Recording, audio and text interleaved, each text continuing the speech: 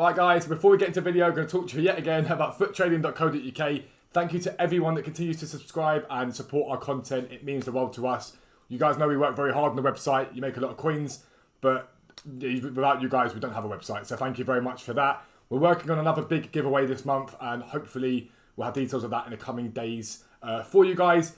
But just so you know, £10 a month gets you access to Tier 1 perks, which is buying and selling prices for icons, specials, and silvers, as well as Thursday flips. They bang all the time, a lot of coins to be made. And with Tier 2, you get all the Tier 1, plus ChemStar filters, plus live filters, and we're adding UCL cards to that as well. PC prices have now been added, and we're continuing to add more PC features in the coming days and weeks. So make sure you check out Futtrading.co.uk. You'll make millions as simplistically as anything. But for now, let's get into the video. Yo, what is up guys? Welcome back to a new video with me, Fuzzball40. As always, if you're new around here, make sure you do subscribe down below. Make sure you turn your notifications on so you never miss an upload. You get 3 uploads a day on this channel. The morning upload is League SBC Method to Glory normally. But because I'm unassigned in UCLs, they're being sold bit by bit. We've done very well from it. I can't open packs at the moment, so this is a trading video to explain a very good method at the moment. For those of you that don't have too much time to be on the game. The evening upload is always a trading video. At the moment, it's trading to Primary Savio. Hoping to get that complete this week, possibly into the weekend. In an ideal world, we should be very close, bearing in mind how much we've made from the UCLs. Again, you'll see the result of these UCLs tonight, so you'll be able to see all that. And then the midnight content is a mixture of packs, picks, trading, my thoughts on the game. Everything on this channel, though, is done without FIFA points. It's a FIFA point-free channel. We try and show you guys how you can grind the game without using your own hard-earned money on FIFA points and have a competitive team, open packs, all that stuff without having to spend money. That's the most important thing. Make sure you subscribe if you want a chance to win a subscription to Futtrading.co.uk. The link to this tweet we sent out yesterday will be down there. So you've got to go and follow that account. It's our official account. Retweet that tweet and subscribe here for your chance to win. And I'll also be live at 10 AM on YouTube to help you guys do your trading and all that sort of stuff. But yesterday evening, midnight, I brought out a video as to what you guys should be looking for with Div Rival Awards today. And one of the things that I mentioned for you guys was that you should be looking to invest potentially in Team of the Weeks that will rise out of packs. Now, out of pack investments isn't something that I tend to do because I tend to trade with what's on the game at that time and make profit at that time. So sort of flip. I might hold for a day or two on some cards, but I don't tend to trade like that. But a lot of you guys I know don't have the time to go out and be like, well, I'm on this game and checking the market 24/7. So one of the things that I did suggest was looking at Team of the Weeks that come out and the price of them and seeing what they do when they're out of packs. Because what tends to happen with Team of the Weeks is we get a lot of supply from them throughout Squad Battle Awards, Div Rival Awards, promos, stuff like that. And then what they tend to do is, once they're out of packs, they rise. And the reason they do that is some people put them into SBCs, so they become rarer on the game. They sit in people's clubs and just jam in their clubs, and that's that. But Team of the Weeks have a finite supply in the same way that any real special card on this game, other than UCLs really, have a finite supply. There's only a certain amount of them ever released onto the game. So the more that go into SBCs, the more that sit in clubs, the rarer they become, the more expensive they become. And so I'm going to show you last week's Team of the Week, show you what they've done out of packs this week, and what you should be thinking about with this Team of the Week. I'm going to head over to Futtrading now, and we'll be right back. Alright guys, so this is last week's Team of the Week, and these are all the players that are in it, and nothing massively stand out outside of Varane, like got Varane, Depay, Sterling. But these guys here, like the Kimpembes, they're the people that people go out, invest in and buy and work their fluctuations in the same way that I would do that, Dan does that, website subscribers do that. We work with these sort of cards at times. What we're interested in here though are the other guys, the Perrins, the Paulistas. Let me get Perrin up as well. The Paulistas, the Almirons, these sort of guys here that have a use. Some of them are usable in teams for one reason or another, or they're good as fodder for SBCs. Now, we're about to get Icon SBCs most likely on Friday. We're going to get Icon SBCs. And usually within those SBCs, it requires Team of the Weeks. And what people tend to do is they tend to use the Team of the Weeks that are most recent because they're cheaper. That, over the long term, drives the price of these Team of the Weeks up. So, let me show you the ones I've looked up till now. So this first one's Gabriel Paulista, and 28,000 coins on Xbox at the moment. And if you look at his graph, he started up at 26, he got as low as 21 on the Saturday after Team of the Week, and he got up to now up at 27k. These can be big profit makers, especially someone like him, an 84 rated Team of the Week from a major league, centre-back Brazilian. He fits the criteria perfectly because he's easy to link to. He can link into anyone in La Liga, link into any Brazilian. He's got a good rating. These are the sort of guys that tend to do well. Now, when we look at these graphs, it gives you a relatively settled buy point on these cards. It tends to be the Saturday, Sunday that they're there. The reason for that, in my opinion, is Wednesday, We get Rivals Awards, people use them over the weekend league, and then the sell-off happens here. And they come down in price on a Sunday, and then after that, they start to steadily rise, because Monday, Tuesday, Wednesday, the game's pretty dead. There's not much on the game. They're packed far less often, and they come up. Now, he would have gone up because of other SBCs that came out on the game, and even when they're being packed, they're taken off the game quite regularly if you get a decent SBC on the game. So they tend to be relatively safe investments. Next one to look at is Angelino. Again, 18,000 was there. He didn't really dip too terribly from 18,000 to sort of 17,000. He's an 83 rated inform. They tend to hold that sort of value most of the time. He's a left mid, he's Spanish, he's Bundesliga, again, very good links. And out of packs, he's now at 22k. So we went from 17,000 to 22,000. The longer he's out of packs for, the more he will steadily rise. It just takes a bit of time for them to get right up. But again, low point really isn't around the Saturday, Sunday point, up he goes again. Miguel Almiron, again, not the most usable card in the world, but still usable for a sort of a bench player for the Premier League. Does he really fit that criteria of an SBC for the card? Not really, but he's 82 rated, cam, Premier League, 93 pace. He's relatively solid. He got packed very often. And if you look at him, started off at 34, he crashed down very low to 13, 14s. And now he's up at, 20,000 plus? And that's a big climb. That's a very big climb for a card that's down at 14,000 coins. If you bought him at 14 and you sold him at 20, for example, you're looking at 5,000 coins profit a card. And he's a different sort of investment. He's an investment because people will use him on their bench. He's pacey. You bring him on the end of the game and then just try and rinse their fullback, I guess. That's the best way of putting it. Jesse Lingard, again, started at 27, dipped down to 13, now again as high as 19,500. He may not hold that price, 81 rated. He's English, Premier League, I get that, but sometimes these informs do spike a little bit before dropping off. A lot of the time, this is people buying into them.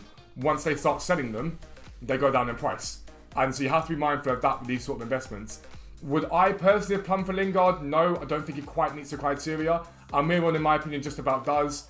Without a doubt, Angelino and Paulista are quite safe investments, even though, technically, Lingard and Almiron are a bit bigger profit than Angelino. In my opinion, they're better. And then Mattia Perin. This is exactly the point with this. That simplistic thing is 84 rated, team of the week, goalkeeper, Italian, Serie A, links to loads of people. He's held a relatively consistent price at 18, but the moment out of packs, up he goes again to 24,000 coins. And so for those of you that are looking for relatively easy investments, these cards generally tend to do very well on that because they're going to go up in price at some point. They're going to go up. And it's just about a case of when you sell these cards. Now, do you want to hold these for too long? No. Because you've got to think about coin spend versus return. If you buy Perin at 18,000 coins, sell him at 24, you make about 5k a card. If you hold him for another 3 weeks and it gets to 26, 27, is there really a point? Because in that 3 weeks, you could have done a lot more with the coins that you made in profit. You could have done a lot more than that. But in terms of a short-term hold, from the end of that weekend league, even from the start of Rivals, because sometimes with Rival Awards, they dip very heavily. And although it says to you that they were cheaper on this day, sometimes at that small moment in Rivals, you can pick these cards up very, very cheaply. But what you can see with these things here is a pattern. You can see a pattern. 84 centre-back, 84 goalkeeper, 83 left mid, Spanish, good links. And so we can look at this week's team of the week. And we can look at the ones that we get from this week and say, okay, what could be good plays here? What could be potential good plays here? So if we get out this team of the week, let me get rid of the ones that aren't, that we just looked at now, and we'll get them up. So if we look at someone like Coates, if we look at Hilton, if we look at Veritut, if we look at Nkunku, potentially Gomez, but not in my opinion, Merit. These are the sort of guys I've been looking at personally. I'm trying to think if there's anyone else here. Stones I wouldn't look at. Martinez definitely could be looked at. So, if we look at Martinez, we started Martinez. He's 19,000 coins at the moment on Xbox, give or take. It's probably gone up a little bit since then. Let's just check. Let me refresh him. Oh no, it's just come up. 19,000 coins is Martinez on Xbox at the moment. Now, if we look at Perrin's graph, he held 18,000 coins for the whole time, basically. Dropped a little bit and then spiked after he was out of Team of the Week, and now he's at 24k. Martinez, 84 rated goalkeeper like Perrin. Major League Black Perrin, Argentinian, a bit harder to link, but still relatively okay to link.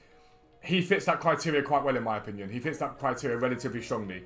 If we look at Alex Merritt, my opinion, a little bit too low rated. But again, at 12,000 coins, he isn't that much risk. And if he gets packed a lot in the next few days, especially during rewards tomorrow, and gets down towards this card price, there isn't really any risk in this card. If you're buying into it at 11k during any sort of supply, what's your risk really? 1k a card maximum? A discard? It ain't that big a risk. So someone like him is a good place to start potentially if you're worried about losing coins. He could be a very good place to start with that because he's very cheap. Bafétimbi Gomez, 83 rated. Again, this one is another one that could potentially be iffy.